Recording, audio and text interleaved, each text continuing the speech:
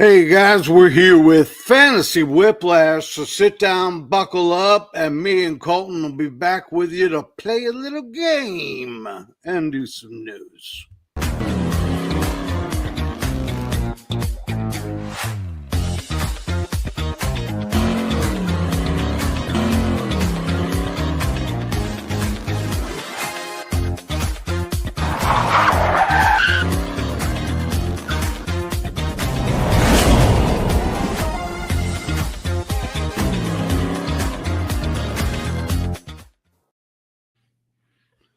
What is up? What is up, people? People in the chat chit-chatting away. I'm sorry about the delay. Somebody else was running some tests on this channel, so we had to wait and wait and wait. And I didn't know who it was, so I couldn't even call them and ask. But we're here now. Get used to it. I am Samwise. This is my co-host for the evening, Colton Dodgson. Colton, how are you, man? I'm doing well, man. Happy to be back. Second week, right? I was with you last week too. So 2 weeks in a row, baby. I know, 2 weeks man. in a row. You couldn't get rid of me, I guess. But happy to be back. It'll be a lot of fun. And you know, that thumbnail just set the, I know you listed it, but that thumbnail just set the bar so high, man. Now I'm like, hopefully we can live up to that a little bit. But excited to be here. Speaking of which, I wanted to mention the thumbnail. Brittany Foxworth, if anybody doesn't know, is our graphics queen at Player Profiler. And when she wants to have a good time with one of those thumbnails, man, it really comes out great. Between the news desk one that Joe and I were on and this one today, I was like, look, this is the type of show we do. We want to have a good time, especially once the season starts. We want to laugh and make jokes and stuff. So yeah. I was like, she was like, you're going to make me change this. She showed me. I was like, I'm only going to ask you to add something if that's okay, because the rest of it is awesome. Yeah. What was added? Well, it was the sign and like the podium and us, and I was like, I need to put like ADP on there somewhere. Oh, okay. So that we know that's what we're talking about. Got and it. I wasn't sure if it was like Chase Brown's going to be one of the guys. Threw ADP on the podium, and then there's me standing there with a name tag, like just like The Price is Right. She really nailed the Price is Right theme. So good. I mean, I'm honored I get to be the host. You know, I can't believe she got my head like behind the mic too. It looks so natural. So shout out to her. She did an awesome job. I almost asked her where she got a picture of me smiling. Oh wait, that's crazy, man. She did. I was like, where'd you get a picture of me? Did you like? And then I forgot that my profile picture on the Player Profiler website, I am smiling. So she must have pulled that one instead of the one on my Twitter profile that I usually use. There you go, man. It works. It all works so well. So I'm glad she got one of you smiling, because it's like you have to be thrilled in that picture, you know? Absolutely. Colton, why don't you go ahead and tell people real quick where they can find your stuff and find you online? Yeah, man. I'm over at footballguys.com. I am a writer for Football Guys. And then I also do podcasts. I have my own podcast called Scramble Drill with Colton Dodgson. I put out episodes every Tuesday, Thursday, and Saturday on all the podcast platforms, and then as well as YouTube. So find me over there. Follow me on Twitter or X, whatever you go with, at FFC Dodd. Let's talk some ball over there, but that's where you can find me outside of jumping on with Sam when I do. Yeah, we call it Twitter in this household. Okay, there you go. We'll go with that, man. We'll go with that. At And I mean, FFC Dodd and on I mean Twitter. the one I'm sitting in. I have no idea about my coworkers. What does this Vince say here? That photo of Sam is as rare as the Paul Skeens 1 of 1 rookie card. Oh, Okay, man. accurate. Vince, welcome to the show. Bringing the thunder from down under. Good eye, mate. Glad to have you here with us. Before we get rolling, I want to do all the standard stuff that you guys already know. It's the YouTube stuff, which helps us out so much.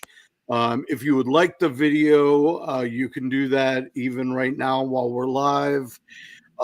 After the video, feel free to drop any comments or suggestions for the next show, questions you want to be answered, or any stuff like that. And as always, want to remind everybody, you can find our podcast anywhere where you get your podcasts. You can either search for Fantasy Whiplash, or you can go to the Dynasty G-Gens Network, and the shows will be on there as well. So make sure you catch up with us, and please support us. We're trying to get this ball gathering some steam before the season starts, because when the season starts, man, this is going to be really fun. Yeah. Speaking of which, we got less than 2 months.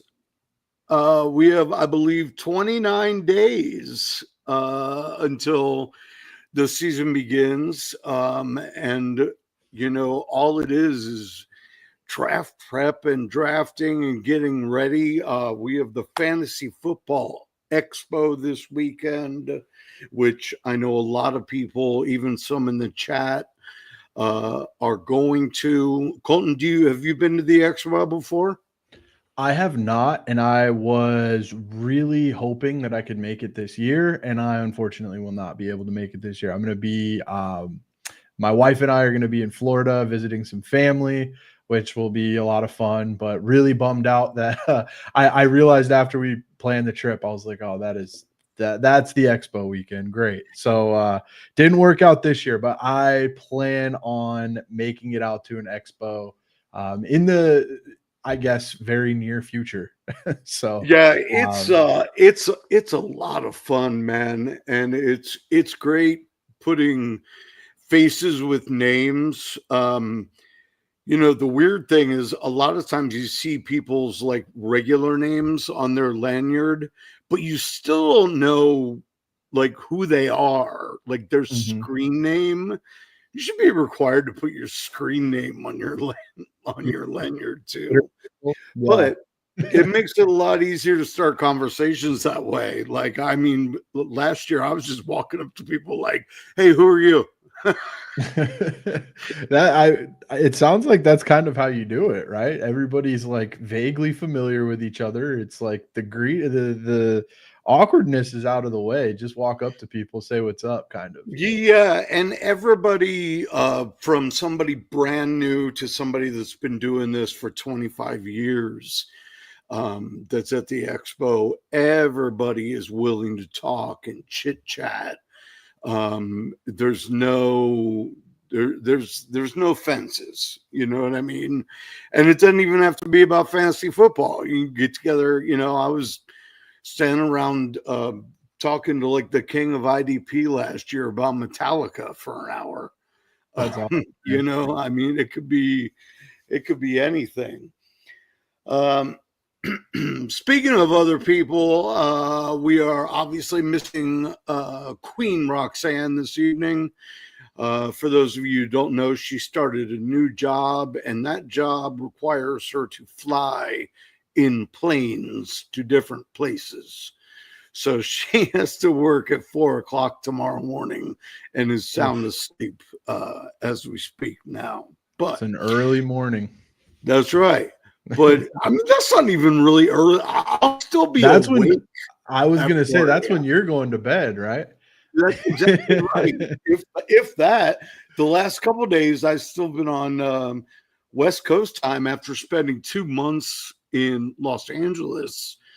And man, I was falling asleep at like 6, 7 in the morning. I was gonna say, man, you're probably watching the sun come up. Yeah, and then not getting anything done during the day. So Yeah.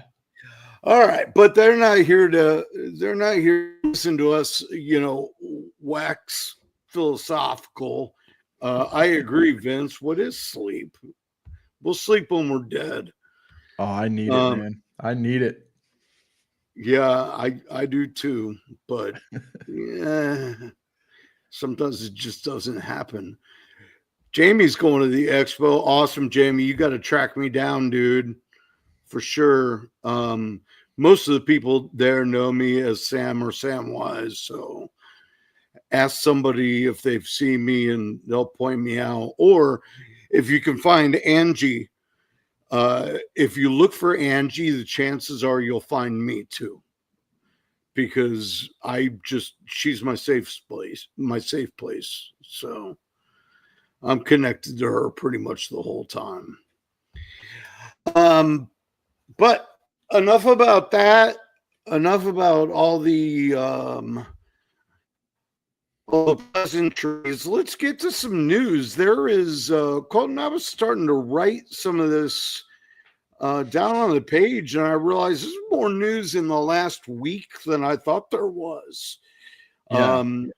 Some of it is little stuff, and I might just skip over it if the time doesn't allow, because I want to make sure we get to a little ADP talk here at the end of the video. We've got some players that we recommend drafting, even if you have to reach maybe a little bit for them, and players that you should just let somebody else take because they're too high. So, want to play a game? We'll do that. So, kicking off the news, obviously today, it was announced that Jordan Addison has been suspended 3 games for his involvement with a DUI last year. If you'll remember, they caught him on the freeway near the Los Angeles International Airport. He was blocking a freeway lane, and he was asleep in his car. So they woke him up and then took him direct. They did not pass go. They took him directly to jail. He pleaded it down in court to a wet and reckless, which if you're a drinker like I am, you're familiar with that term. That's basically a slap on the wrist. It's like go to some classes, pay some fines, boom, done. Maybe you get 15 hours of community service or whatever. But the NFL still gave him 3 games. I assume he can still appeal that sentence and try to get it knocked down to 2 or possibly even 1. But the 3 games he's scheduled for are at the Bears in a division game, and then at home against the Falcons and the Bengals. Addison has become a pretty integral part of that offense, and they're starting a quarterback for the first time under center in regular season action this year in JJ McCarthy. So how's that going to affect him, do you think, Colton? Are you talking McCarthy or Addison? I think McCarthy. I mean, Addison's allowed to practice all through preseason, so I don't think he's going to be, this isn't like a hold-in situation like Ayuk did, and he was just rusty when he finally got out there. Addison can practice all the way through preseason with the team, and then he just has to sit out the games. So, I'm more concerned about McCarthy. I mean, not that team doesn't have a lot of weapons, but, he's going to be missing one.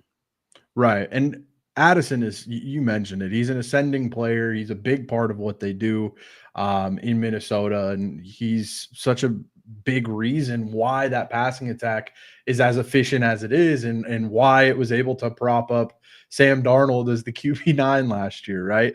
You've got weapons and you've got a system that gets players into open space and allows the quarterback to go through his progressions and make the right plays. So I would think that there's going to be a little bit, and maybe they plan for like, this is what it's going to look like without Addison, get some other guys reps. I know they're a little deeper there.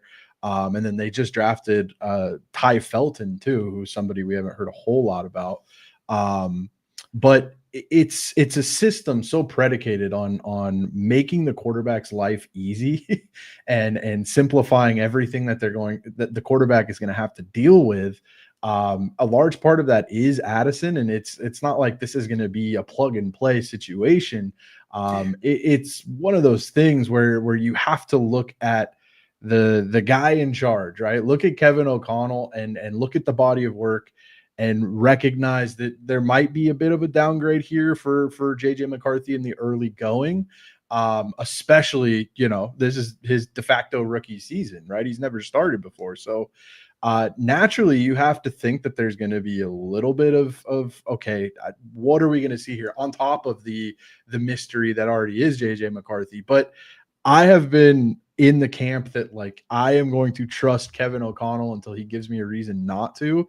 He's had to deal with different injuries. Justin Jefferson's missed some time, things like that. So we'll see what it looks like, but it certainly is a hit, right, for JJ McCarthy, especially when he's trying to develop that familiarity with those weapons, even if it's a subtle hit. I'm not worried over, too long of a span, but it's something that will probably have an impact, especially early on while he's getting up to speed. Yeah, and I think that I think he will appeal it and get it at least knocked down 1 game to 2. So I think he's at most missing 2 games. He might even be able to get it knocked down to 1. And then we're talking about really not a big deal. I mean, you can expect to miss 1 player from a game. Certainly there's nobody else in that wide receiver core that can replace Addison or Jefferson.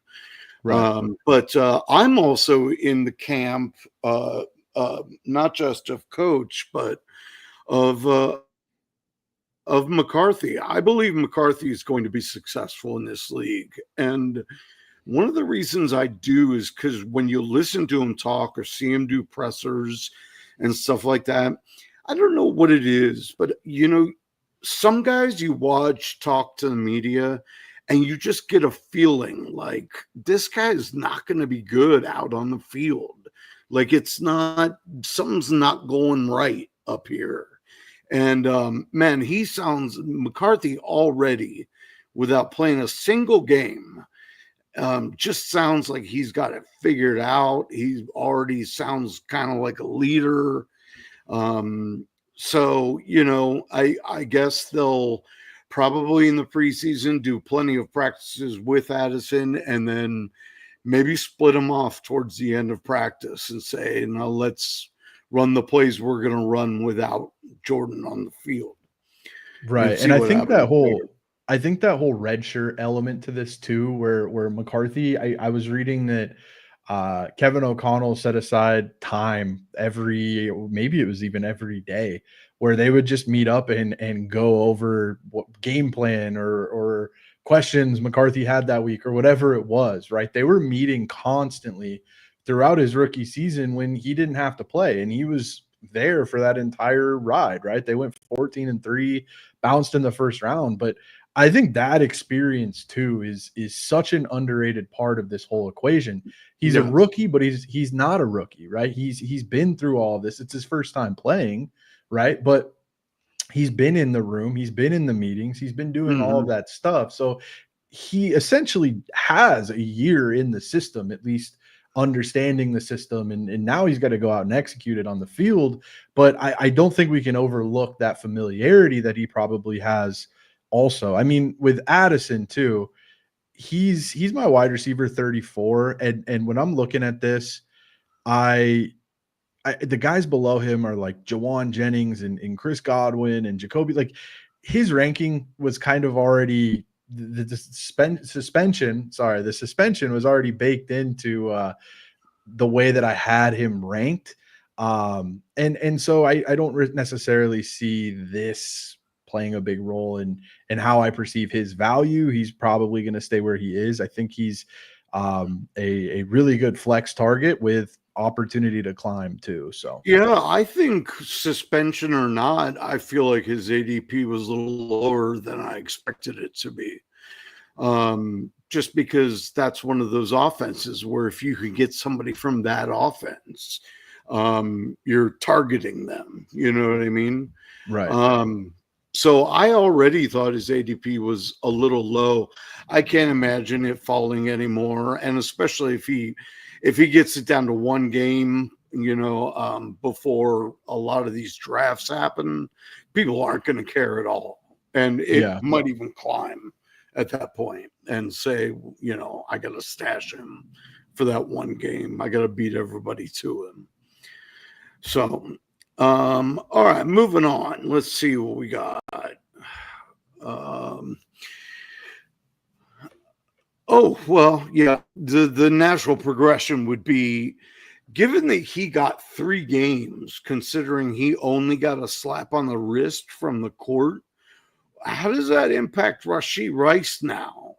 Because the NFL does go through phases of, well, we just gave this guy 5 games, so we got to give this guy 5 games. Or, sometimes they feel like it's Christmas and they're like, a game. You know what I mean? Yeah. Yeah. Now we're going to rewrite all of They our really precedents. compare them. I was on record as saying I thought Rashee would get 6 games and plead it down to 4. Or appeal it down to 4. That's still kind of where I'm sitting. What do you think on that? I mean, you hit the nail on the head with the whole NFL inconsistency thing. We have no idea what mood they're going to be in. I guess we kind of know with the Jordan Addison thing. 3 games, which was for what was essentially, you said it, kind of a slap on the wrist. If that's the baseline, you would expect it's at least going to be 4 for Rashee Rice, right? There was I remember it saying 30 days in jail, potentially over 5 years, something like that. He had to serve 30 days over 5 years, that however he was going to do that. So there's like actual jail time handed down in the Rashee Rice incident, right? Yeah. We didn't see that with Jordan It's been Addison. deferred, so it's Yeah, possible that he won't have to serve it if he's a really good boy for like a year. You know what I mean? right. And his standing as a public figure, if he's going around to high schools saying don't do what I did or whatever, they'll drop the jail sentence. Right. The fact that it was even mentioned in the ruling, though, is like, okay, they probably perceived this as a little more serious than what happened with Jordan Addison, at least from an outsider's point of view, right? So if that's the case, if we're looking at this with where Rashee Rice's ruling was a little more strict than, or a little more, I guess strict is the right word, a little bigger, right, than what we saw with Jordan Addison, I would think the baseline has to be 4 games for Rashee Rice. And And it is bigger. I mean, he left the scene. He caused injuries to 2 different people at least. And he was ordered to pay their medical bill. He paid like $100,000 out of right. pocket for medical bills for people involved. Let alone the cost of insurance. I mean, this was like a pile up, Yeah. for all intents and purposes. So, they're going to want to throw the book at him. I just haven't seen them throw a precedent any bigger than 6 games and actually making you miss 4, which I think was kind of born of that being a quarter of the season. And it, for all intents and purposes, it still is, Right. it's just under, but Yeah, and I know there was so much I guess speculation, maybe hope that this suspension wouldn't, or the ruling, the legal ruling wouldn't come down until, midway through the season as we progress towards the end of the season. And then the suspension wouldn't happen until, next year. That was what people were hoping for. And some people may have been ahead of it and like banked on the fact that he would be suspended this year, and that baked into their rankings and all of those things. I ended up moving him down. He's my wide receiver 29 in half PPR. I think he'll still be, when he's on the field, he's still going to be a big part of what they do in Kansas City with this like revamped passing attack. It hasn't looked the same as it did when Mahomes threw for 40 touchdowns or whatever it was in 22. It's a lot more low ADOT, high percentage stuff, and he's a big part of what they do. So if he slides far enough and you can outlast the suspension, I think he's going to end up being a good value. He's a guy who could be in the, fringe mid to early tier wide receiver 2s, if not higher range. But this might push him down and create a value window when the suspension ultimately does come down, because you would think that might be coming now at this point that we got the Jordan Addison news. Yeah, I agree with that. And I also think that, when he comes back, he's going to be, like you said, he's going to be good. We already know he's good from what he's done on the field so far. What I'm really interested in is, I think the person, well, if it's me, not someone I'm playing against, but if it's me, if I draft Rashee Rice, I'm also going to take someone who is probably not going to be drafted, and that is Jalen, who's a rookie. Right now he's a kick returner. I keep wanting to say Jalen Noel, but Royals. Royals. Yeah. Because they were raving about him really, really early and said, this guy can do all the things Rice can do. And that has always been stuck in my head ever since all of this went down. Is I was like, man, they could be real sneaky and just shove the rookie in there. Obviously, they weren't afraid to use Worthy right away. So. And I actually liked Worthy a lot of maturity on that team to bring somebody along. Yeah, I actually liked Worthy a lot last year too. I went back and watched some of his tape for an episode I did a couple weeks ago. But he was a guy who, I don't know if you remember the first game of the season, he had 3 touches, 2 receptions, and a carry for 2 touchdowns, right? He was like the splash play guy who was seeing, the lofty A dots, the attempts down the field sort of thing. And then his usage completely shifted to like a sort of a move him around the formation, send him in motion, get him manufactured touches, right? Like screens. He was even used, he caught a touchdown out of the backfield against the Steelers. Like he was kind of a chess piece as the season went on. And then obviously, you can reference the Super Bowl play. I feel like that's the last play people remember because it was essentially the last big play of the season, right? Where he caught the big touchdown when the game was already over, all that stuff.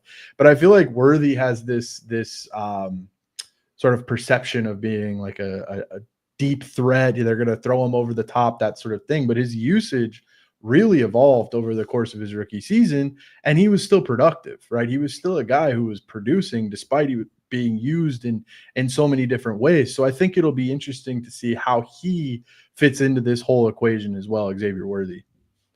Yeah, because I think Royals can do some of that stuff too, but that seems like that's Worthy's bag. You know what I mean?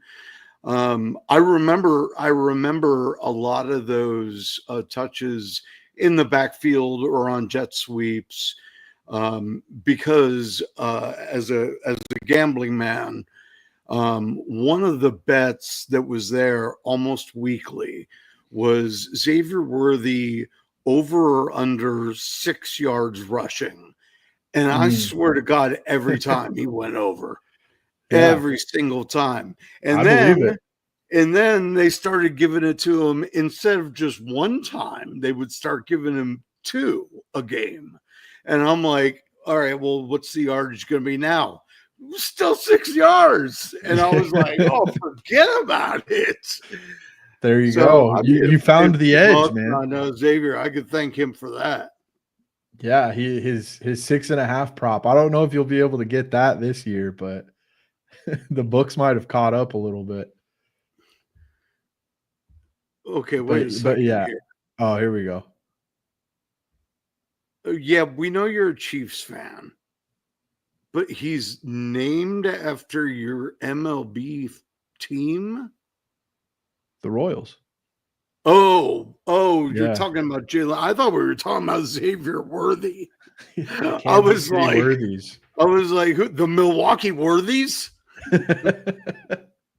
No, that was that was like 3 receivers ago, I think. We were talking about Royals. Okay, so he's all KC'd up, man. Big time. All right, let's I have a question for you, Colton. Yes. The question is, who could possibly be worse than Spencer Rattler? Tyler Shuck? Tyler Shuff can is be that the worse answer? Than Spencer Rattler. Or Jake Hayner. Yeah, exactly. For anybody that doesn't know, Spencer Rattler has been, quote unquote, far outplaying Tyler Shuff in New Orleans. This is a guy who last year had 6 starts, 4 touchdowns, 5 interceptions. He rushed for 146 yards, so he's got the legs, but he had 5 fumbles, so he doesn't have the hands. I don't know. Are we going to see? I guess we're going to see Rattler to start the season. How does that make you feel? I don't know, man. I was just looking at Jamie's comment. He said Mac Jones can also be worse than Rattler. That would be close. I don't know. If we're doing Mac Jones, Jones was the one that was hitting BTJ last year. That's what he floated BTJ for. Yeah, he was awesome for BTJ down the stretch. I didn't expect that, but I mean, at the very least, if you're looking at Mac Jones running this offense, I would at least feel a little more optimistic about, a Rashid Shaheed or like a Chris Olave, right? And now we're in a situation where are any of these guys going to be able to get them the ball? You know what I'm saying? I'm a big Shaheed fan. Yeah, and like me so too. I like him a lot. I'll reach probably 6 spots for him, or maybe even 7 if I know he's not going to get back to me. If we're at that point in the draft, because his ADP is pretty low. Mm-hmm. And now I can't even bring myself to do it because I just think it's so unrealistic to rely on anybody in that offense. Sure, they could have some good games, but then they could just turn around and put up a donut the next week, Right. Yeah. And if you're going to take a bet on anybody, right, and considering value and ADP and where you're picking them and all of those things, I keep going back to what Kellen Moore was able to do in terms of utilizing Dallas Goedert. Obviously, The Eagles and the Saints are night and day at this point. I'm aware of that. But the way that he used Dallas Goedert schematically in that offense, it opened up so much. And a lot of those throws that Jalen Hurts had to make were just sit back, find Goddard, and deliver the ball. They're high percentage looks. So if you're looking at this offense and like, okay, who could feasibly produce in a situation where you have to rely on Tyler Shuck or Spencer Rattler, I think Jermaine Johnson might be the guy that has the path to the most, like, I guess the highest percentage looks throughout a week, right, in a game plan. That might be the guy that you see schemed open in different things like that, especially if they're going to utilize the run game. I don't know how much they're going to be able to, but and then maybe you see one of the receivers on a week-to-week basis between Shaheed and Olave. Until Olave gets a headache, yeah. Yeah, you would hope that Olave stays on the field. I think he's good enough. He's a talented enough player to be a real target hog in this offense. Um, Poor Jawan Johnson has a path straight to the pup list. That's certainly a possibility. But Chris Olave is a guy who could absolutely be a target hog in this offense. And if you're seeing enough volume in that regard, you just don't know where that floor could potentially be. There's just so much riding on getting the lesser of two evils at quarterback here, because there's none of these options are going to be good. You just have to get the guy who can do just enough, kind of the way Mac Jones did last year. We'll bring it back to Mac Jones. Yeah, I mean, I even think, I think Kamara is doing really good considering his age. He's still able to do all the things that that he's been able to do. But even with the fading some of the receivers and whatnot, you gotta think also the defenses are like, let's just key on Kamara. So you really got to worry about what kind of year he's gonna have too. Yeah, and if you go back and you look at some of the percentages and the rates at which running backs were targeted in Kellen Moore offenses, right? We can talk about tendencies. We can talk about historical rates of like how often this guy targets tight ends or this guy targets running backs or whatever. I think personnel ultimately dictates the approach you're going to take to some extent, right? But we can also go back and we can look at rates from, when Kellen Moore was the OC of the Chargers, when he was the OC of the Eagles, and he was calling plays, and all of these different stops that he's had, even Dallas, right? He doesn't target the running back at as high of a rate as we are used to seeing Alvin Kamara targeted, which is it's a little bit concerning for me, because Alvin Kamara is a guy who has been so reliant on receiving volume, right? You go back and the efficiency metrics aren't always great, right? His rushing metrics aren't always great in terms of efficiency or things like that. He's a guy that gets you a ton of volume and catches a ton of passes, right? Especially at this point in his career, which And not that's a even, little worrisome.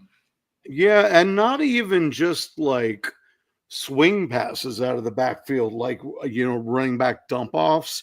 I mean, Right. if I had a nickel for every time I saw Kamara catch the ball 7-8 yards right in the middle of the field, I mean, you don't get that from a lot of your running backs.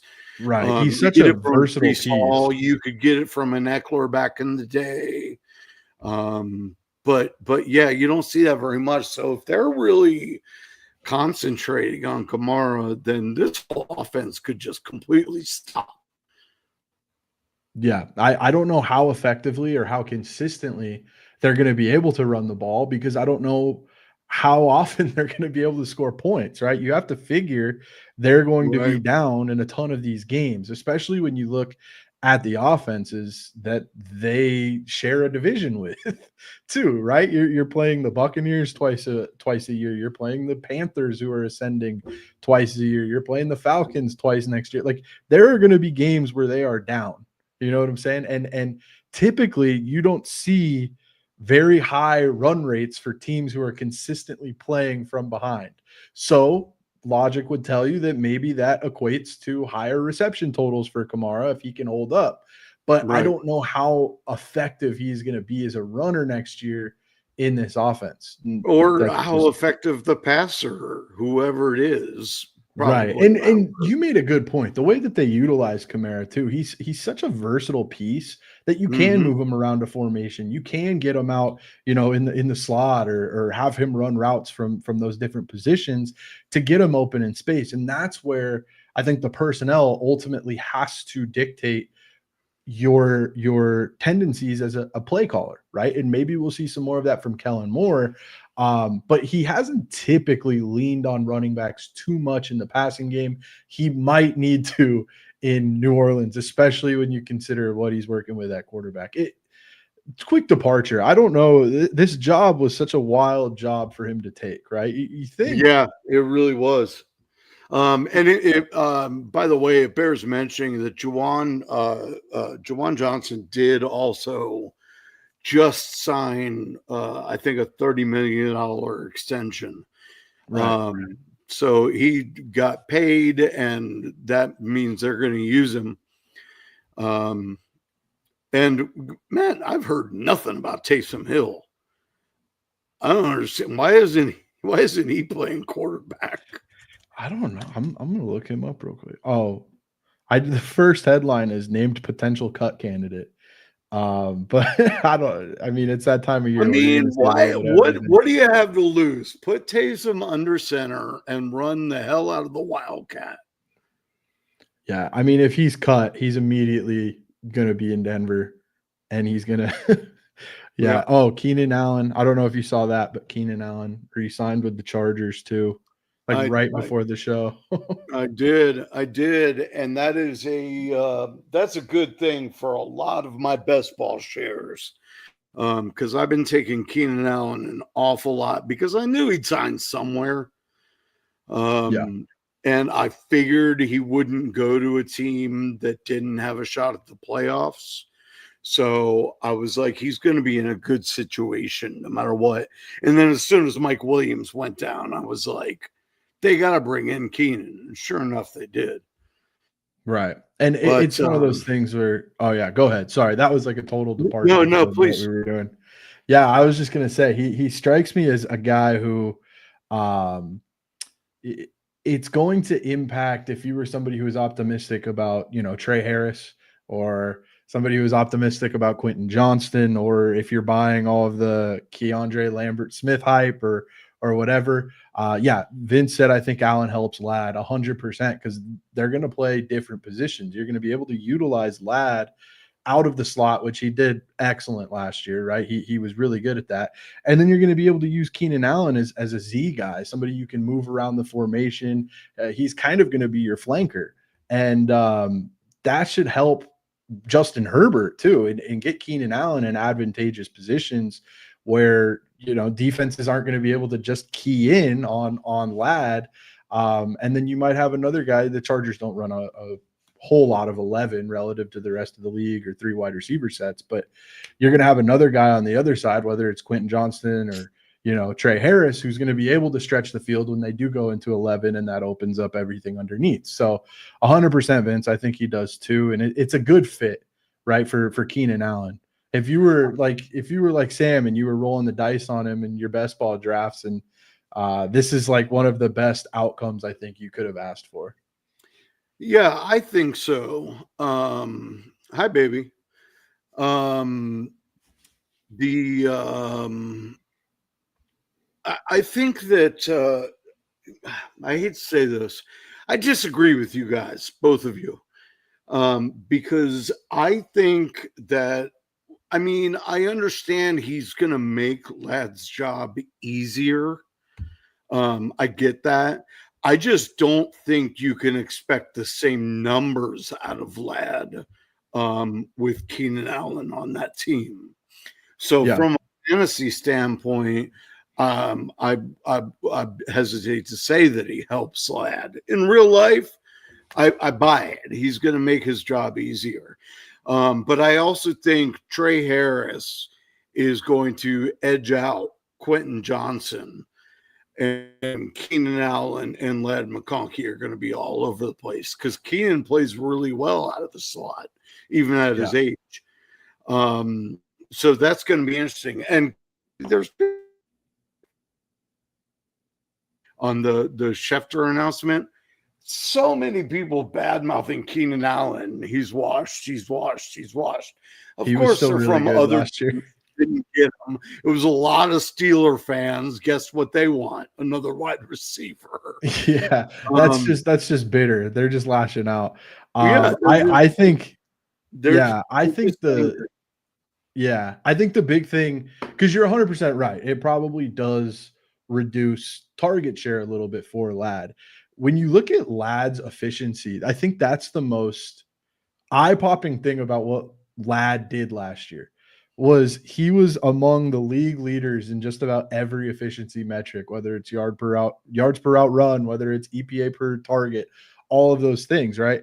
And so I do think that the target share coming down a little bit, obviously that's not going to lead to like wide receiver, top 5 wide receiver upside.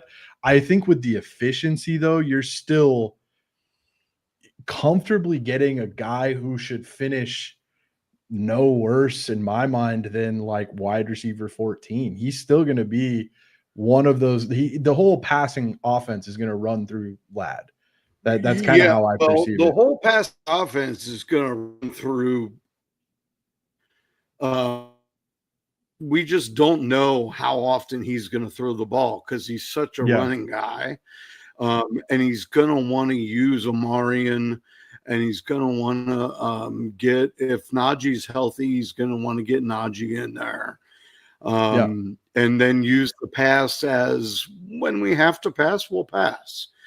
Totally. So, that is also a big question mark, but I agree with you. Lad's efficiency is certainly what carries him. It's also what has carried Keenan for the majority of his career. And you got all these people saying he's washed, and I'm like, you can't unload running. He is one of the best to ever do it. As far as running routes, that's also why Stephon Diggs is still playing football. You can't unlearn route running, but you can just have legs that won't do it anymore. So, last year he had 70 for 777 and 7 touchdowns. That's like an awful lucky number. It was also in a complete dumpster fire of an offense. You know what I'm saying? Exactly. And he didn't, and he didn't still producing. And he didn't even come on until late. Because if you remember the first several games of the season, people were like, dude, Keenan's not doing anything. And they made a focal point to try to start getting him the ball. And next thing you know, he's making diving catches in the end zone. So, I think he's still got it. I'm glad that I drafted him. I'm not ashamed to say I probably reached for him. For a guy that wasn't on a team, I reached for him. Probably been one of my favorite players of all time. But that's beside the point. I hate talking about the Browns, and I feel like every week I do. They do garner a lot of attention for being the Browns. I mean, we've been talking about them a lot. Win on the field, they're going to win in the media. Yeah, and maybe that's why they took Shedeur. Who knows? If anybody is shocked by this, Joe Flacco is at the top of the initial depth chart, followed by Kenny Pickett, Dylan Gabriel, and Shedeur. Shedeur Sanders actually self-reported an arm soreness that made him sit out of practice, and that had some people raising eyebrows. They were concerned because normally somebody that's in a quarterback competition would not admit that their arm hurts. You know what I mean? So they thought maybe something could be seriously wrong. And then today they came out and said that he's going to start the first preseason game. So I guess it was just nothing. Yeah, something to manage, I guess. And now Tyler Huntley too is now on the Browns. They have 5 quarterbacks. Yeah. Snoop. Yeah, I feel like if you have 5 quarterbacks, you don't have one, right? Yes, that is absolutely correct. Or if you have Spencer Rattler. Let's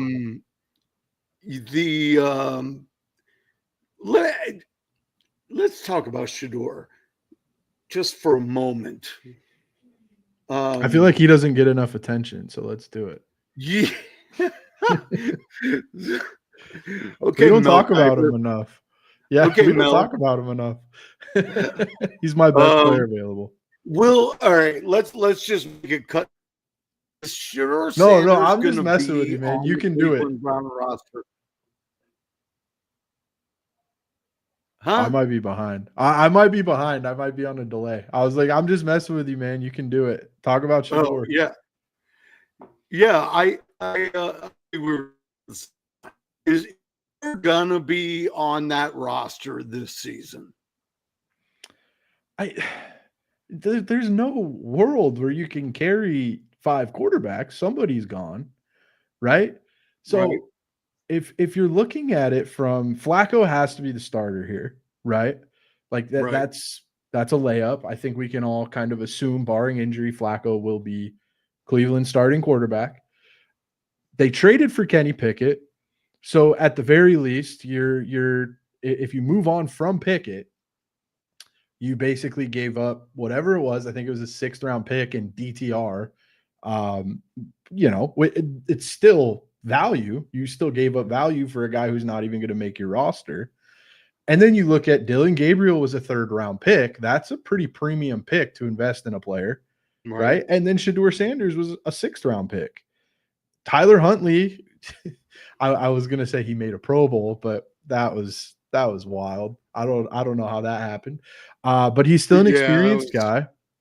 If you don't it's signing, you don't sign Huntley if you're comfortable in Gabriel or Sanders, I don't think. Right? Signing Huntley tells you that like they might not even be comfortable with either of these guys being active on game day at this point. So right. you probably the hope I would assume would be to, pass one of them. I don't see how you do it with Gabriel because he's a 3rd round pick. You're kind of tied to him. That's a big time investment. So you would think that either Snoop or Shador is the odd man out here, maybe Pickett. But again, they I sacrificed assets to get him. I would think that Snoop and Shador are probably both out. Yeah. I Ah, you know, man. I almost want to say they signed Snoop as a reasonably accomplished camp body to play on the other side. If they play, like switching offenses game for the defense. That's a good Um, point. I like you said, I can't see him cutting the veteran gave up value for in Pickett. I can't see him cutting the guy that they took when everybody thinks they should have taken Shador. Um, so Gabriel stays unless he's just really bad, which we don't know. I haven't heard anything about him, which is either a really bad thing or a really good thing. Yeah. It's Um, been hard to gauge what's coming out of Brown's camp because it's like one day Gabriel looks great, one day he doesn't. Same with Shador. Then you're seeing videos of Shador throwing picks, and it's like, what is going on here? I have no idea. All that I know is Joe Flacco is their guy. That's who they're going to roll with. From there, I would not be shocked at any outcome. But at the very least, they can't feel comfortable beyond Flacco. They can't feel good about whoever would start for them beyond Flacco, which is like, I mean, that's Flacco's what, 41? I Like at Baker least Mayfield, 41, 42. Like, you can't immediately rule out that he's not going to miss time this year. If Joe Flacco goes down, I mean, Kenny Pickett he looked good in that Dallas game last year. That's obviously in a completely different offense. But this isn't a guy that's like I don't think is nothing here, right? So I have no idea what to make of this, man. My fear is like if you invest in a guy like Jerry Jeudy or you invest in Cedric Tillman was mentioned or even David Njoku, right? And then Flacco goes down, where are you at with those picks? How yeah. comfortable are Oh, you you're in with those trouble. guys? Yeah. So I mean, the Snoop signing signals that they really have no idea how to feel about what's behind Flacco right now. Yeah, I think Judy was a huge. They made it official they were going to go with Flacco. Not that bumped him up any, but it made it more stomachable, I guess. So, how about this? How about this? A second part question. if Shador's not going to make the team, would you try to move him to the practice squad and just risk somebody else picking him up? You know, I can't even pretend to And know. would they?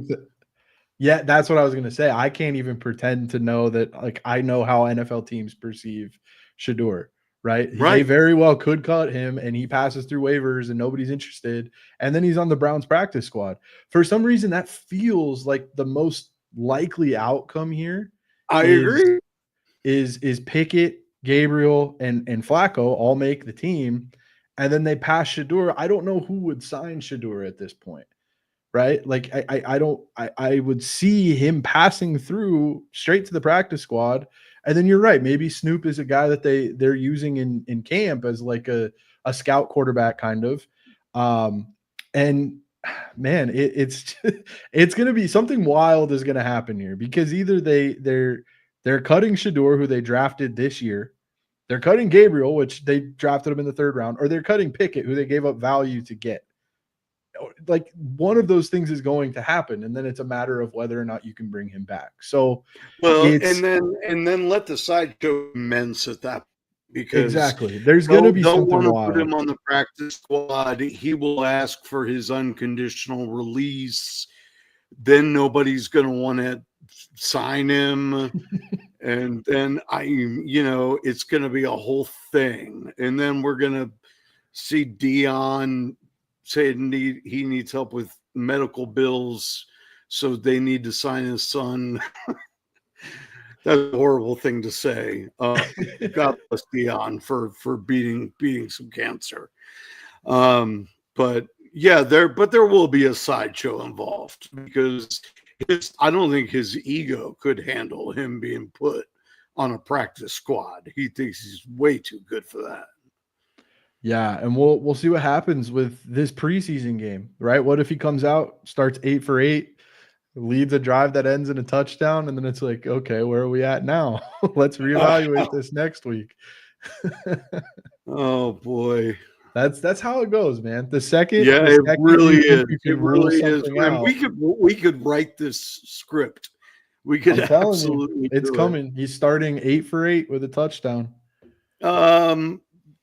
Kyren Williams signed an extension 3 years for $33 million. He had exactly as many touchdowns as James Cook did rushing last year. Is James Cook going to get that much money? I think James Cook wanted more. Now it's I mean, how do you look at a guy? It's tough because Kyren, as the big purveying sort of takeaway from Kyren signing was it felt like a lot of confusion, where you're like, most people saw it and they were like, wait, why? Why are they then investing 3rd round picks and Blake Corum and drafting Jarquez Hunter, right? And bringing these guys in? Obviously, you need depth, but a 3rd round pick is a premium pick if you're short up at running back, right? Yeah.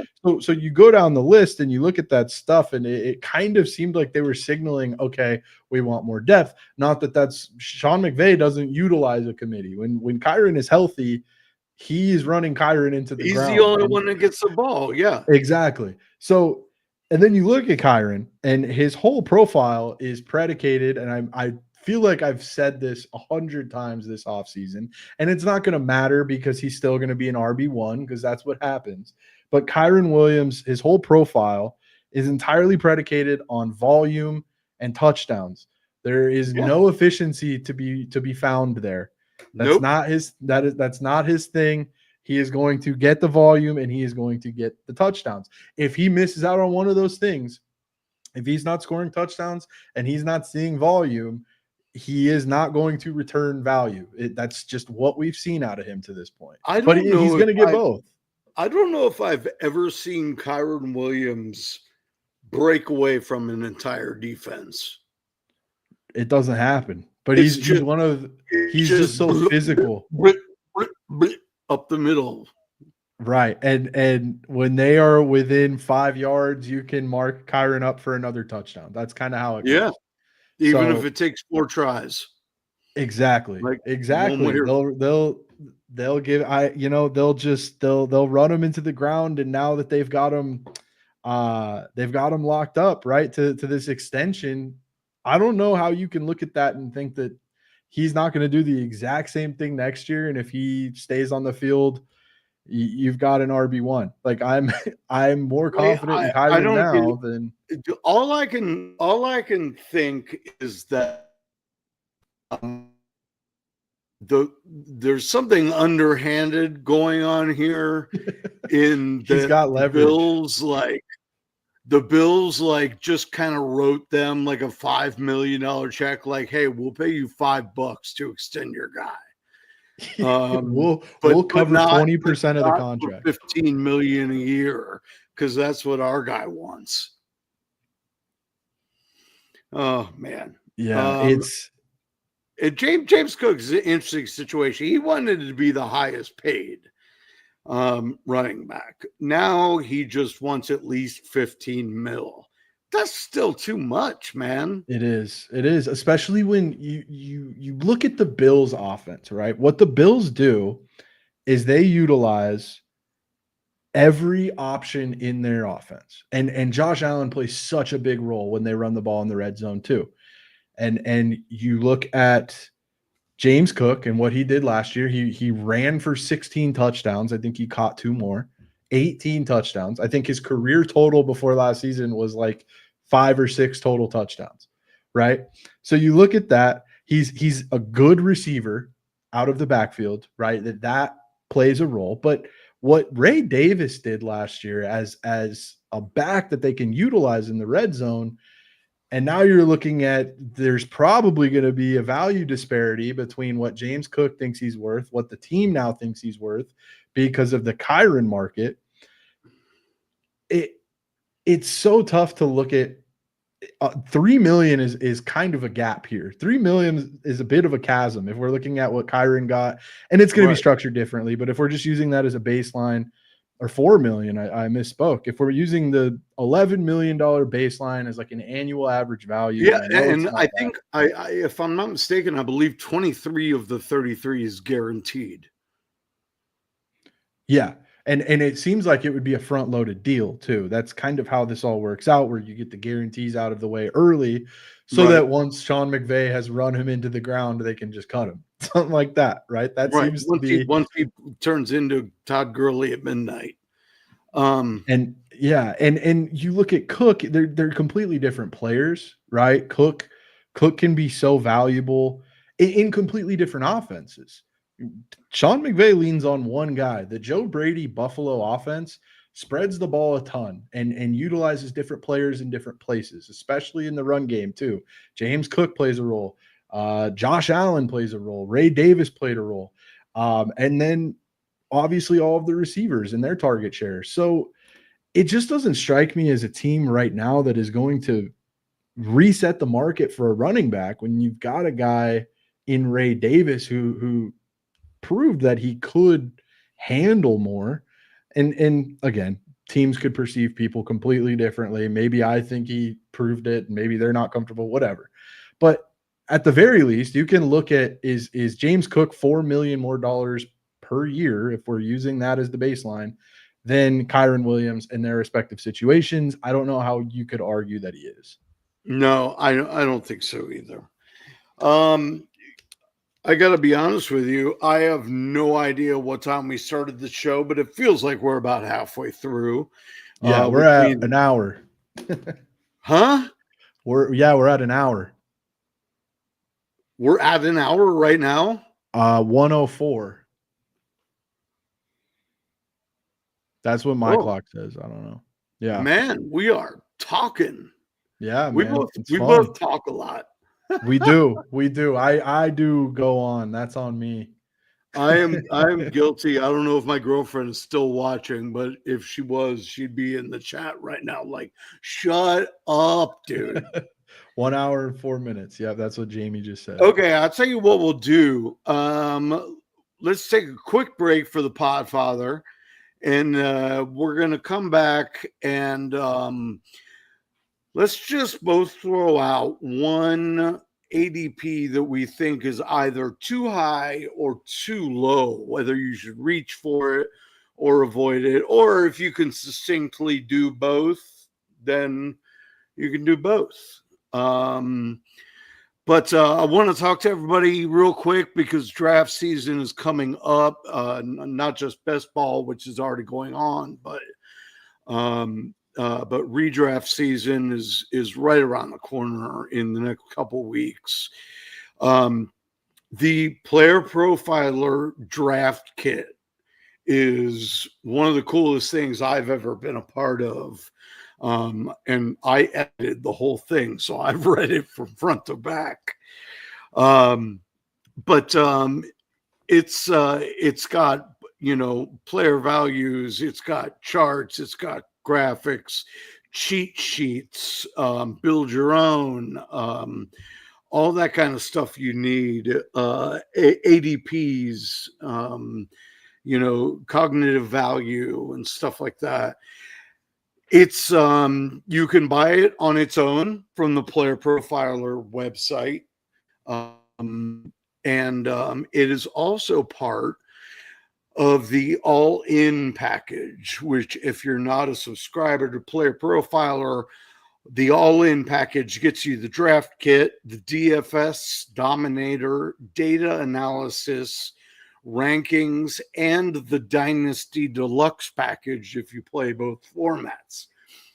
The all-in package is $135 for a year. That's pretty pricey. If you go on there and select the all-in package and put this promo code right here, WHIP, in, that's $5. That's almost 20%. So that'll take you down to like 105. But that's enough of me talking about it. Let me see what the Podfather has to say about this. Maybe. No. There's so many Podfather videos. There we go. Take it away, Matt. The world famous draft kit is live, and it is this signature bit of content that we create every year to help you dominate your fantasy league. The most in-depth team previews you'll find anywhere, including signature trends and a lot of key stats on individual teams. Also, a 300-player cheat sheet for best ball, for seasonal leagues, individual cheat sheets from the top analysts here at Player Profiler. There's also video analysis and written analysis from some of the top minds in the industry. And we have all these new features like a Rate My Team feature, plug in your roster, and our AI tools automatically generate a draft score, as well as a whole commissioner guide. You have to subscribe to it to believe it. PlayerProfiler.com/draftkit, PlayerProfiler.com/draftkit. Get it now. Go win.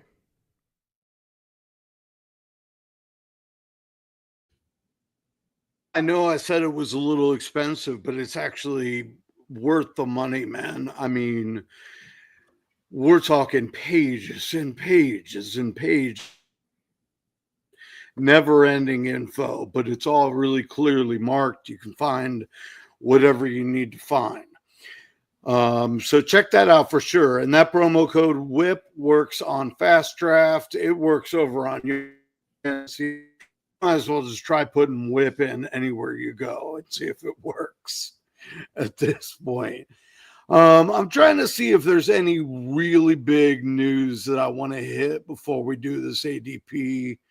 A lot of it is just camp talk. Like, this guy looks really good, like he could be the RB1. Man, we gotta get to Robbie Chosen, right? Oh, that's a big story. Yeah, man. I wish he would just go away. He's hanging around, man. Robbie Chosen. Does he beat out Ricky Pearsall? I hope to God this is just a camp body.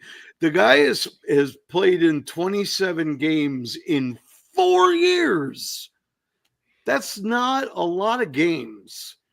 And I think in that time he's got something like 20 catches, if that. So, like, he's averaging like a catch a game at this point. He's 31 years old, 32 years old. I just want Robbie Chosen to go away. I don't like looking at his face. Yeah, I saw that on the sheet. I was like, we have to mention that, man. He just hangs around. I was gonna say that Jordan James would get a chance to show off in practice for San Francisco because Isaac Guerrero hurt his shoulder. But Jordan James then hurt, I think, his groin. So forget about that. Khalil Shakir is going to miss games. He's going to miss games. That is news you use for your drafts. I don't know what that, as soon as everybody started saying that means more Josh Palmer. Palmer also had a bad groin. So whatever. Bummer. Elijah Moore. If Dalton Kincaid can do something, or if I don't know if they can teach Keon Coleman to stop running like Phoebe Buffay from Friends. But those are the only possible beneficiaries. The Bucs say Godwin is for week 1, but then they say, but he also could miss several games. If anybody saw his injury last year, he's going to miss several games. His foot was like hanging off of his leg. They're like, that's a twisted ankle. I'm like, boy, that's really twisted. Noah Fant it's signed with the Bengals because if there's one thing the Bengals need, it's a 6th or 7th tight end. Yeah, man. I was gonna say the whole Noah Fant thing. I wasn't a huge Gesicki believer in this offense anyway. I think it's so predicated on the 2 receivers and then Chase Brown out of the backfield. Like, obviously Gesicki might have weeks. I just don't think he has enough of a share. And Noah Fant being there, I think they're going to play almost different positions. It's almost like Gesicki is going to be like a backup receiver at some points because that's kind of what his profile leads him to do. And he did it a little last year too when T. Higgins went down and things like that. So I don't know. Noah Fant doesn't really do a whole lot for me. I wasn't super high on Gesicki anyway. I know some people are. Unfortunately, that's Noah Fant's profile too, is neither one of them are terribly good blockers. And they're both I saw predicated on catching the ball. I saw the other day that I want to say Gesicki actually graded out as a better blocker than Fant last year. Well, it's just because we only put him back there when we know he can do it. Yeah. So that kind of blew me away. I was like, oh, okay, Gesicki, I guess, can block a little bit relative to Gesicki standards, I guess. But yeah, they got him for cheap, for less than $5 million. So it's kind of one of those whatever kind of situations. The problem is they love their tight ends so much that they won't cut any of them. So we're gonna have a trillion tight ends on this offense. Gesicki was really good when T. Higgins was out. Man, he stepped up big time, and he's clutch. You can throw him the ball in the clutch. He will catch it. He will get your first down. He will work hard for it. But he's not going to be utilized just, like any of the, more elite tight ends. I've got a special one for guys that are in our chat tonight that I wanted to make sure that I mentioned, and that is that in Chicago, Johnson is singing the praises of Kyle Manangai, the rookie, who says that he's strong. He's devastating between the tackles, and I'm starting to get a little worried about because I'm with you guys. I'm a big Roschon fan. And I'm not buying all the talk about him trying to create a Detroit Lions backfield with less talented runners. I'm not buying it. But I did think Roschon could eventually take this job from Swift. But now I'm starting to wonder if he's going to be sitting still at number 3 on that depth chart. So that's worth monitoring. Obviously, there's been no, announcements, and it hasn't changed on the depth chart. Roschon's still listed as the 2, but still. Nick Chubb, don't draft Nick Chubb. If you we didn't talked already about know that. We talked about that last week. If you didn't already know that from watching, we did talk about it last week. If you didn't already know it from watching Nick Chubb last year, the dude can't run anymore. He is the very definition of washed and put away damp. Like, he is just, he's got no, they used the term no burst. He has no burst at the second or third level, which means last year when he was averaging 2.7 yards a carry, that means that's about what he's good for.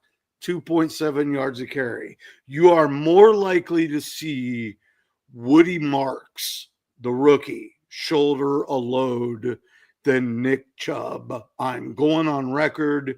You can call me out on my BS later, but draft Woody Marks, man. Take a flyer on him towards the end.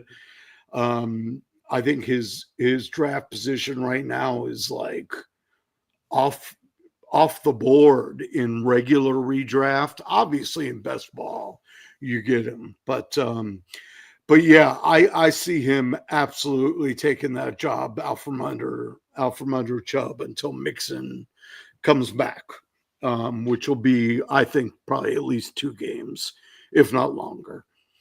Yeah, that strikes me as a trade situation where you got to think they're going to go out and get somebody better than Chubb. I thought they were going to begin with, and then they signed Chubb, and I was like, really? That's all you got? Yeah, it's not. I mean, I know Dameon Pierce. I think he was activated, if I'm not mistaken. At the very least, he's still on the roster. Right.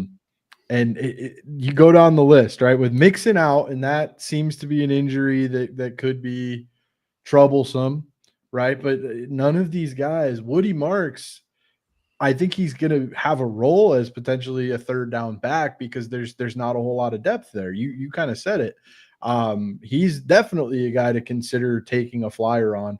But I don't know if he projects as that early down guy at this point, or maybe at any point. And that's where I'm like, who are they going to feel comfortable leaning on with in early downs? I think he's shifty enough that they could do it for a couple games and get away with it. But obviously he could not shoulder the load for an entire season or an extended period. Yeah, I just saw Kamara to Houston. We were talking, remember we were talking Kamara trades last week too. But all right, yeah, okay. I'm down with that, Chef. You gotta love when the elite ball knower is here. All right, last 2 things I'm going to run through real quick, and then we'll do some ADP talk. Jaden Blue is impressing Brian Schottenheimer in Dallas, which is good that somebody in that backfield is. They said he's got some quickness and really fast lateral movement. Reminds of Darren Sproles, but bigger with more weight, which is pretty apt, and he knew what he was saying. He was like, and I stand by that. That's a pretty nice comp. Also in Detroit, Isaac T. Slay is playing like a man above boys in practice, apparently. He has already relegated Tim Patrick more often to the second team. He's splitting reps with Jameson as well. And apparently everybody in that camp says he looks really good doing it. So that's another one. He's going, I think, 18th round is around where his ADP is. So he would be, even in regular redraft, he would be like a last pick of the draft kind of flyer. So I'll let you choose between him and Monongai. But, you know, obviously the concern with T-Slay is there's also so many mouths in that offense. You got to wonder how much he'll actually get. It's not like anybody was running Tim Patrick out there in their lineups last year. So, yeah. All right, let's play a game. Let's do it. Let's do. I'll tell you what. I'll start us off. And I'm going to go with somebody. And this is kind of weird. I'm going to peg it as too high. But I'm also very interested in where Chase Brown is finding his ADP now. We just had a whole offseason where people said, well, it won't be Chase Brown. They'll sign somebody else. And then when Moss looked like he was going to come back, it was like, well, no, it'll be Chase Brown before Moss. And then it was like, they're going to split it half and half. But now he's being drafted 23rd overall. You know what I mean? At ADP 23. So I think that this job is just his. Maybe they know that the Bengals don't usually utilize two different running backs. But and then it says Samaje Perine, which was a little bit of a surprise to me. Because I expected a bigger back like Moss or even the rookie Taj Brooks to eventually slot for Samaje's return to be short-lived. I feel like 23. But at the same time, I get the argument that he's on a great offense and he's a good pass catcher. So he's going to put up points.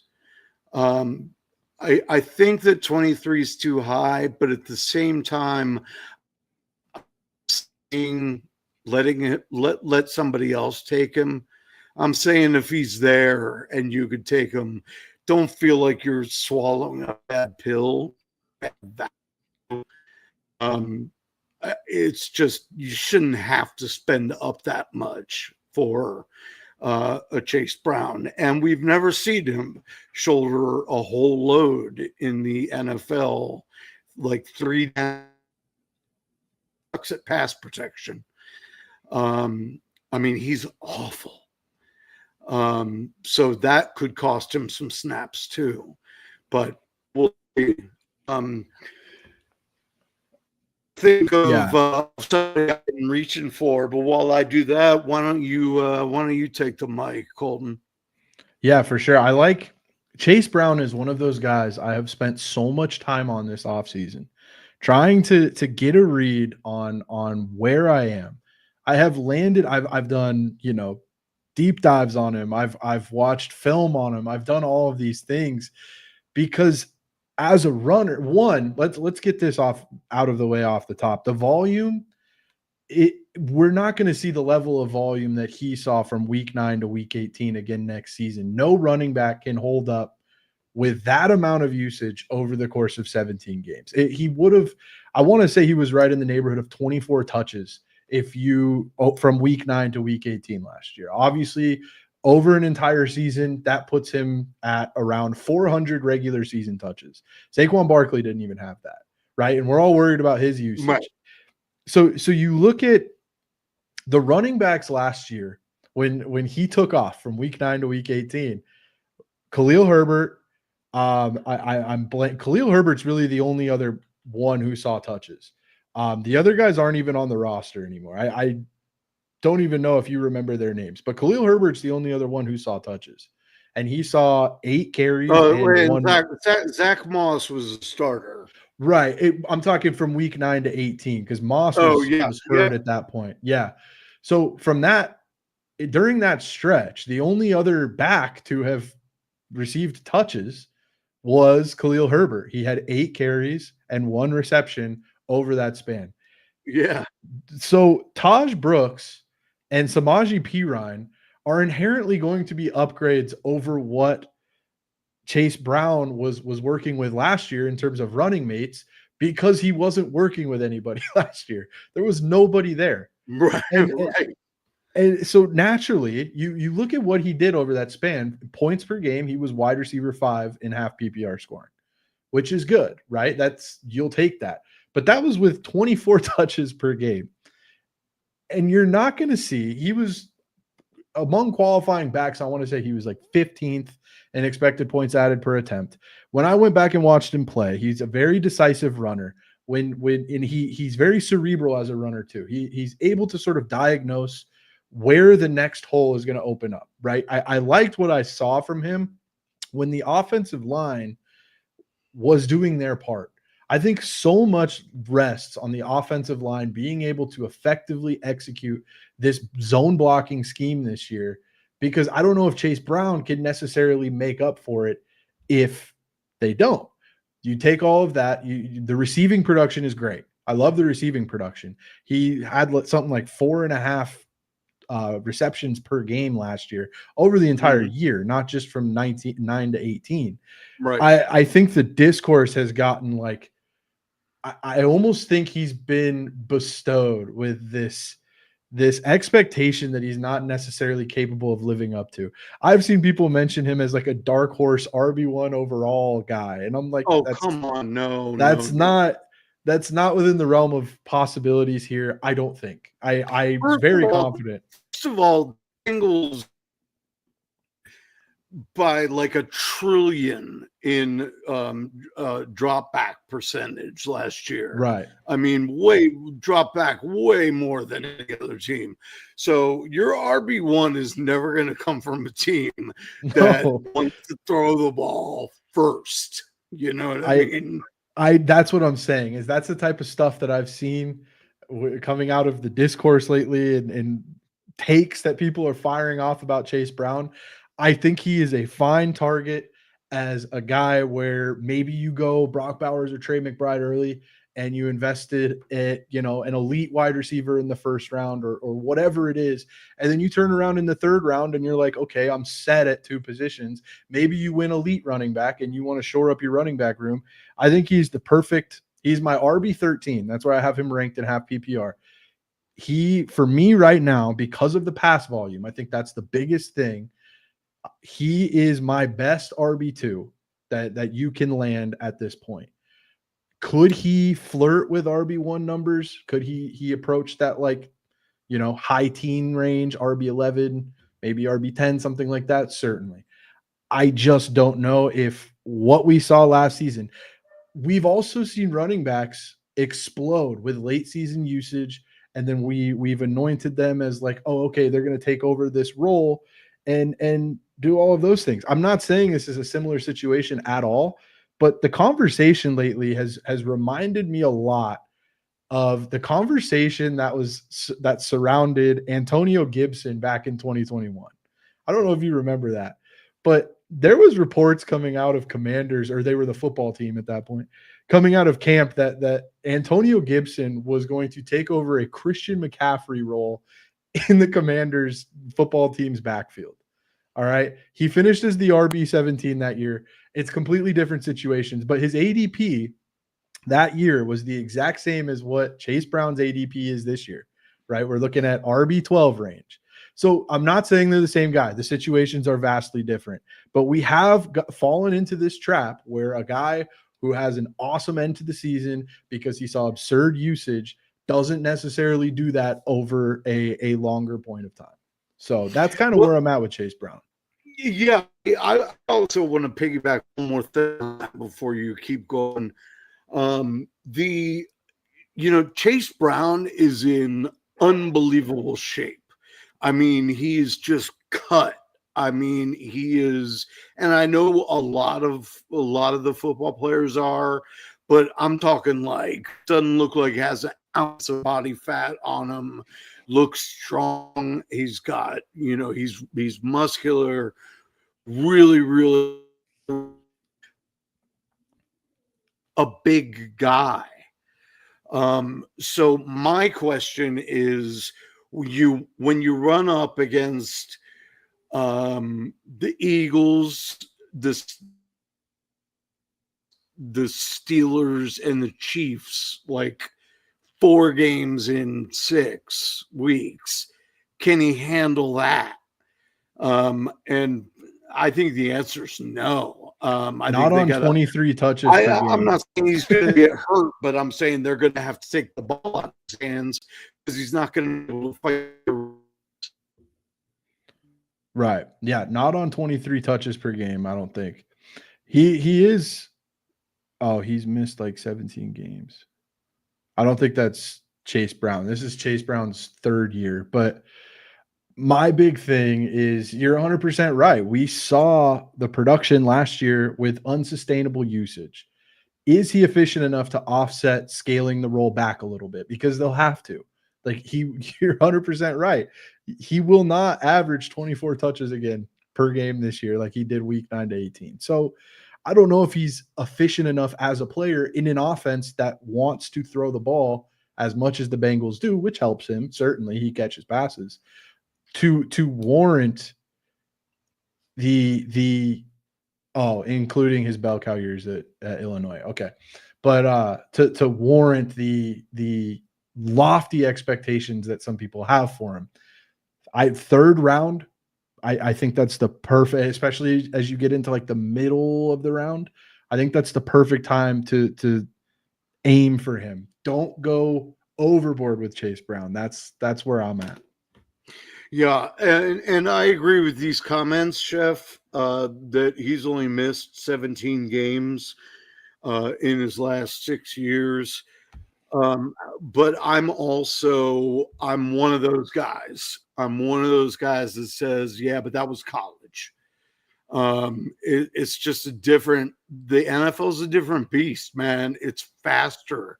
The players are larger. You basically get a break because you're playing against a smaller school where the biggest guy on the defensive line is like 6'2" and weighs as much as me. You know what I mean? So it's a fair assessment, but I buy into the difference in the two. How about you, Colton? You got a player? Yeah, I saw Morick in the chat earlier. He fired off a bunch of players he's having trouble clicking on. Here we go. I just found it. And one of the players was the guy that I was going to mention. So I was like, that works out perfectly. I'll just shout out Morick real quick. And they're reading your mind. Yeah, man. I'm watching the chat. I'm keeping an eye on it. But he mentions Chase Brown. So we've now hit on 2 of his guys. But the next guy that I'm worried about that a lot of people are high on is Marvin Harrison Jr. Okay. And this is not about the player at all. This has nothing to do with the player. He could very well develop in terms of skill set, in terms of what he brings to the table. But you are drafting him as if he's going to be the wide receiver 1 on his team, right? Wide receiver 1, maybe, but not the number 1 target. Trey McBride accounted for 26% of the targets in Arizona last year. Marvin Harrison saw 114, and that was still second on the team by 5.5%, right? You're going to look at the touchdown share, which was the touchdowns were good, 38.1% compared to Trey McBride, who only caught 2. There's so much made about the the touchdown issues there, whatever's happening there. He has Right. so much. He's got. It was like the promising end of the usage. season. They were like, we have to get him a touchdown. Right. Like he And was it's an so offensive weird. lineman or something. Yeah, it's so weird because his red zone usage is there in terms of targets and in terms of how often they're trying to get him the ball. It just doesn't equate to touchdowns. I don't know, but you would think maybe there's some regression there. And what's crazy, positive regression, I mean, and what's crazy is we could literally go from like 2 touchdowns to 3 or 2 touchdowns to 4 for Trey McBride.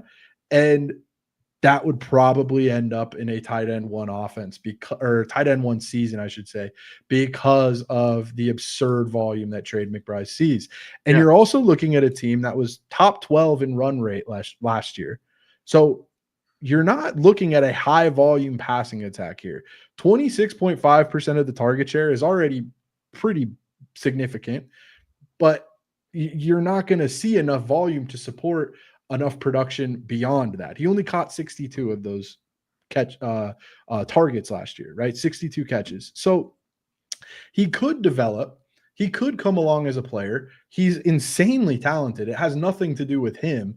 It has to do with the fact that I don't know if Drew Petzing's offense and Kyler Murray are going to be good enough to support not only Trey McBride as the number 1 target, but Marvin Harrison Jr. is a guy who could ascend into like a mid-tier wide receiver 2, maybe even flirt with wide receiver 1 numbers. That's kind of where I've seen him valued, and I just don't know how likely that is given some of the struggles we've seen, one, with being creative with this offense and motioning Marvin Harrison and getting him looks in space and getting Kyler Murray high percentage targets.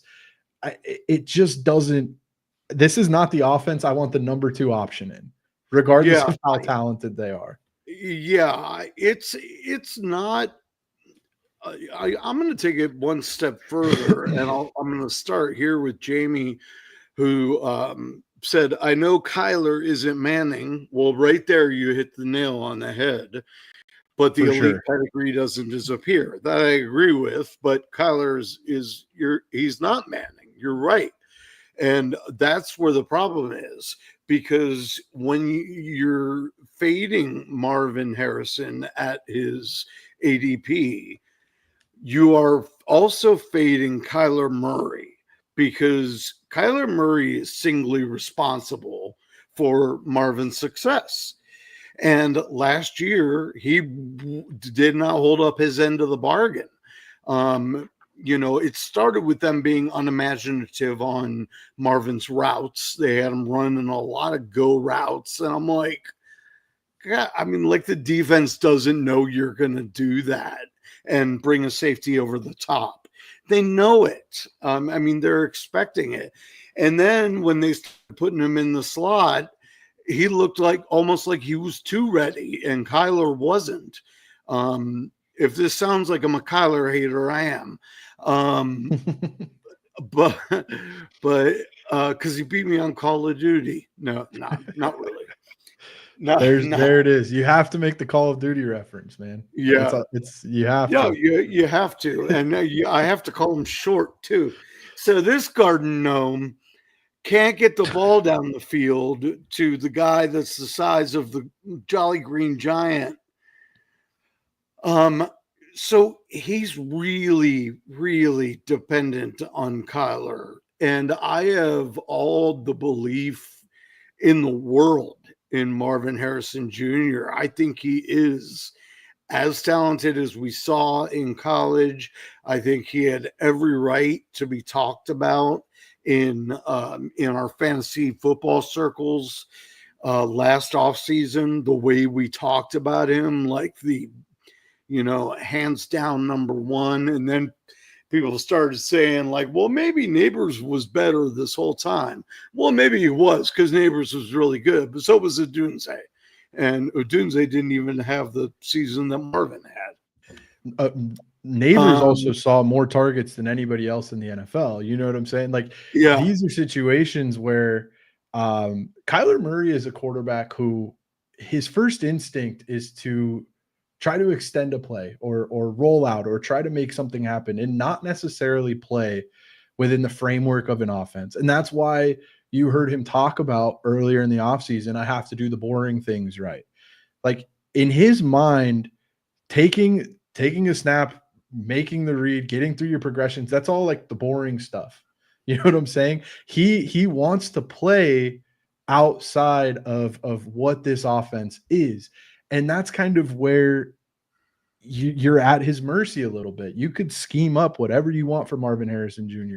You could have the best concept, put together and he executes it perfectly. But if Kyler Murray is bailing out and scrambling, then it's kind of like, okay, I've got to find his own. I've got to get over. There's so much freelance that comes with Kyler Murray that you're not only going to get an up and down. It was the same ride for Murray last year, and you saw some similarities with Marvin Harrison Jr. I think his ADP right now is at wide receiver 17 in terms of where he's going among the position.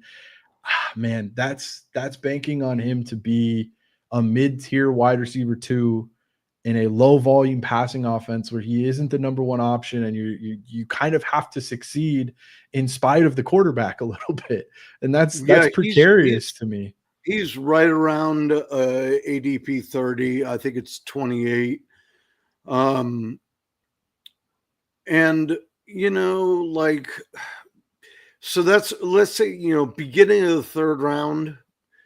I get it. Like if he was performing the way he should be performing, that's a great place for him. And like Jamie just said, we're not drafting him top 12 anymore. Well, I never was. I don't draft any rookies top 12.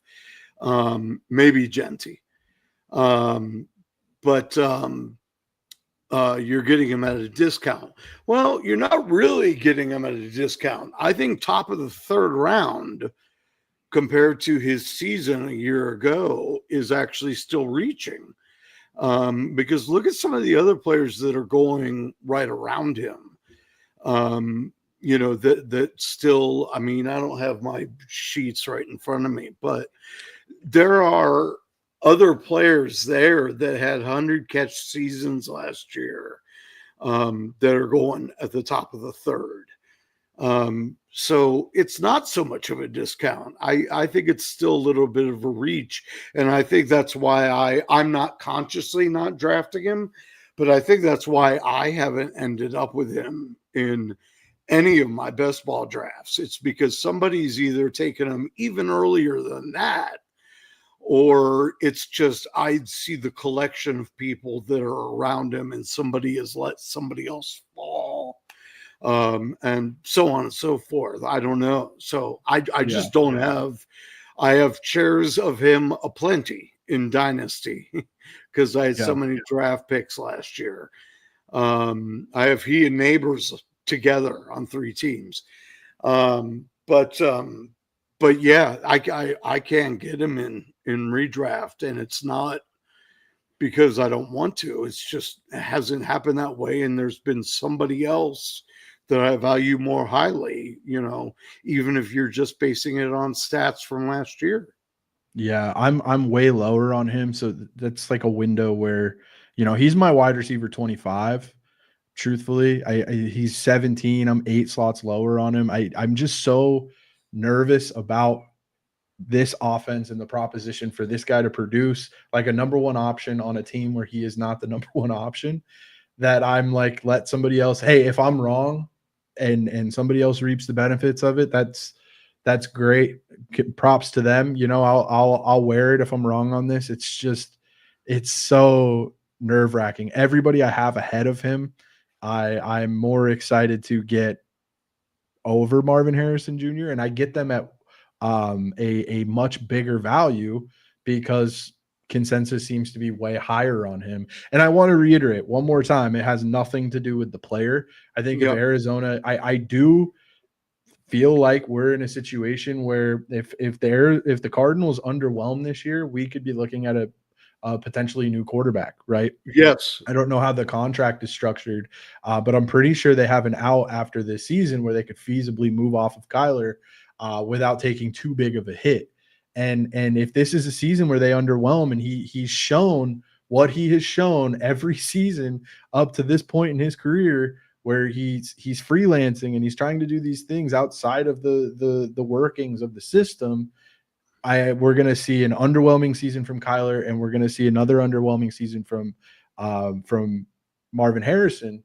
But that's not to say that he's a bust or anything like that. I just think he needs to be in a better situation, and until then, it's not a situation I'm really excited about. Well, you know, if I rattle off, you know, a group of like, for instance, there's one that keeps coming up in the middle of drafts, and it's like McLaurin, Higgins, Tyreek, Mike Evans, and somebody else, and they're all there, and you know, I look at them and I'm like, well, you like them all, but they've all got a negative that I'm really not a fan of. I kind of look at it the same way with Marvin. Marvin, one big negative. They'll say, what is it? And I say, Kyler Murray. He needs somebody that's Kyler Murray to be all. He needs a pocket passer with a big arm that can see over the offensive line. There's your short joke. To I mean, it's Kyler's holding him back.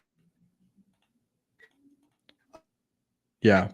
To recognize that I have to make a change quarterback, because they've had some teams at least get a wild card, and they just are failing miserably at doing it. And they're water right outside of the playoffs every year. Yeah, man, it's a situation where we're right up against it. What do you think? You got another one, or you want to wrap it up?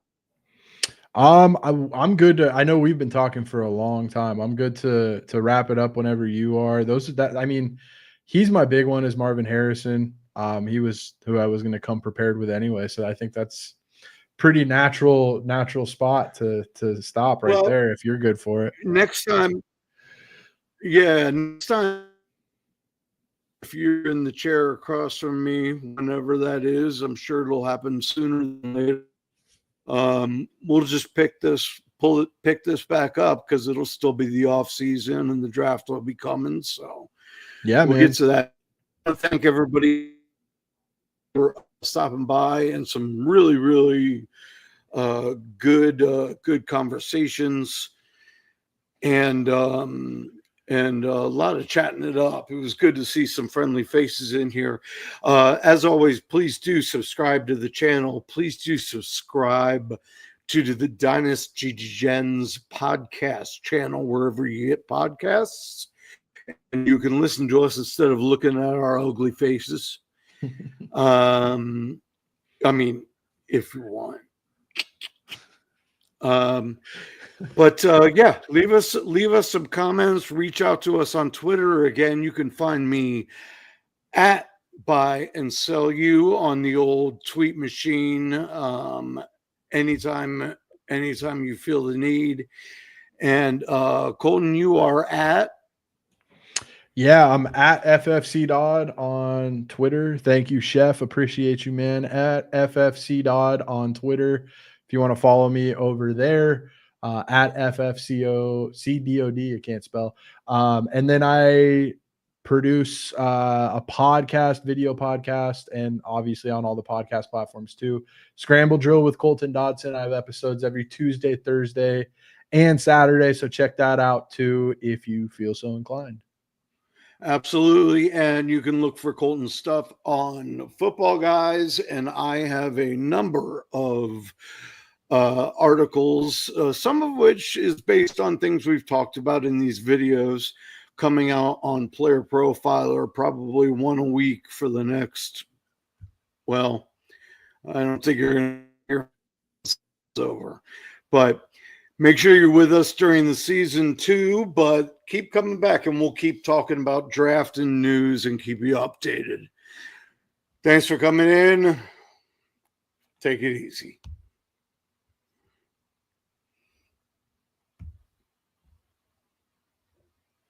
And the button's sticking again. Every fucking time this thing. I swear to God. Adios, guys. Thank you for coming by.